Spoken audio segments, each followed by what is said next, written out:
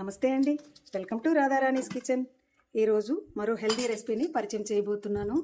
పిల్లలు పెద్దలు ఎంతో ఇష్టంగా తినే పల్లి లడ్డు. చూడండి ఎంత చక్కగా వచ్చాయో. ఫస్ట్ టైం తయారు చేసుకున్న వారికి కూడా చక్కగా కుదురుతాయండి. పిల్లలు ఒక్కసారి టేస్ట్ చేశారంటే ఇంకా కావాలి అంటారండి. ఈ తయారీ విధానం మీకు తెలియాలంటే వీడియోని ఎక్కడా స్కిప్ చేయకుండా చివరి వరకు చూడండి. పల్లి లడ్డు తయారీ కోసం ముందుగా పల్లీలను వేయించుకుందాం. కాసేపు హైలో పెట్టుకుని వేయించుకోవాలండి. పల్లీలన్నీ బాగా వేడిగా అయినాక సిమ్లో పెట్టుకుంటూ 10 నిమిషాలు వేయించుకోవాలి. మొత్తంగా హైలో పెట్టుకుని వేయించుకుంటే పల్లీలు తొందరగా మాడిపోతాయండి. హైలో పెట్టుకుని 5 నిమిషాలు ఇంతవరకు కలుపుకున్నానండి. చిటపట సౌండ్ వస్తుంది చూసారా. ఇప్పుడు సిమ్లో పెట్టుకుని ఒక 5 నిమిషాలు ఫ్రై చేసుకోవాలి. చూసారా, ఈ విధంగా ఫ్రై అయిపోయాయండి.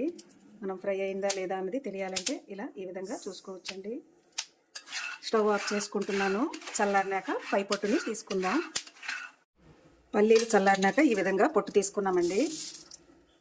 వేరొక గిన్నె తీసుకొని బెల్లం అరకప్పు కంటే ఇంకాస్త తక్కువగా వేసుకుంటున్నాను. ఈ గిన్నె నిండుగా పల్లీలు తీసుకున్నాం కదండి. చిన్న గ్లాస్తో వాటర్ వేసుకోవాలి.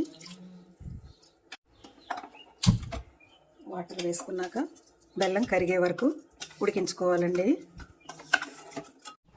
బెల్లం కరిగిపోయిందండి.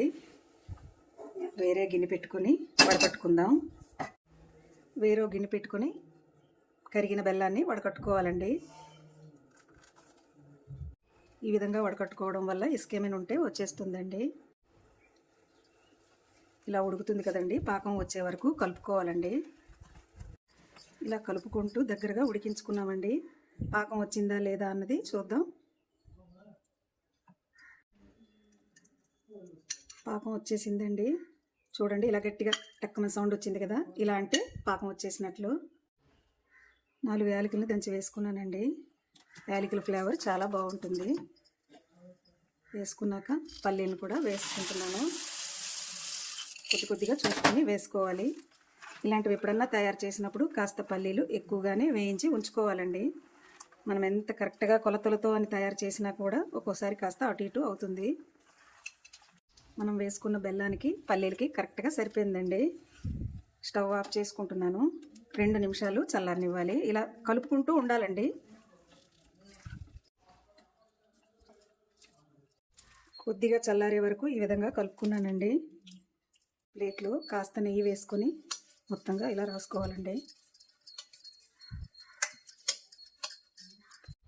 ఒక గరిటెకి కూడా ఇలా నెయ్యి రాసుకొని ఇలా కొద్దిగా తీసుకుంటూ చూడండి. గరిటెతో తీసేసరికి మనకి రౌండ్గా వచ్చేసింది. చేయి కాలకుండా చక్కగా ఈ విధంగా ఇలా చుట్టుకోవాలండి. ఇలా ఒక్కొక్కటిగా తీసుకుంటూ చుట్టుకోవడమేనండి.